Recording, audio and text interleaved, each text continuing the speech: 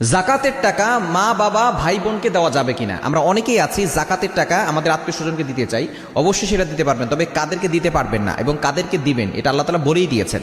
তবে অবশ্যই বাবা মাকে জাকাতের টাকা দেওয়া যাবে না। আমরা অনেকেই বাবা মাকে জাকাতের টাকা দিই, খবরদার, বাবা মাকে আপনি আপনার নিজের পকেট থেকে দিবেন। জাকাতের টাকা বাবা মাকে দিলে সেই জাকাত আপনার আদায় হবে না।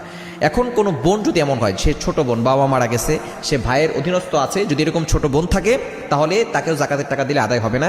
হ্যাঁ, বোনের বিয়ে হয়ে গেছে, এখন তারা অসহায় অবস্থায় আছে, ভাই অসহায় অবস্থায় আছে, আপন ভাই এবং আপন বোনকে যদি সে অধীনস্থ না হয় তাহলে আপনি তাকে জাকাতের টাকা দিতে পারবেন। তবে অবশ্যই এখানে সতর্ক থাকতে হবে, ভাই এবং বোনকে আপনি বলবেন না যে আমি জাকাতের টাকা দিচ্ছি, তাহলে হয়তো তারা নিজেকে ছোট মনে করতে পারে। এজন্য আপনি মনে মনে নিয়ত করবেন যে জাকাতের টাকা দিচ্ছি।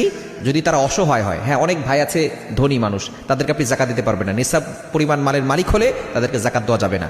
অর্থাৎ বাবা মা যারা আছে তাদেরকে জাকাত দেওয়া যাবে না। অর্থাৎ আপনার উপরে যারা আছে, দাদা দাদি যারা আছে, তাদেরকে জাকাত দিতে পারবে না। নিচে আপনার ছেলে, এরপরে তার সন্তান অর্থাৎ আপনার নাতি, তাদেরকে জাকাত দেওয়া যাবে না। উপরের জাকাত দেওয়া যাবে না, নিচেও জাকাত দেওয়া যাবে না।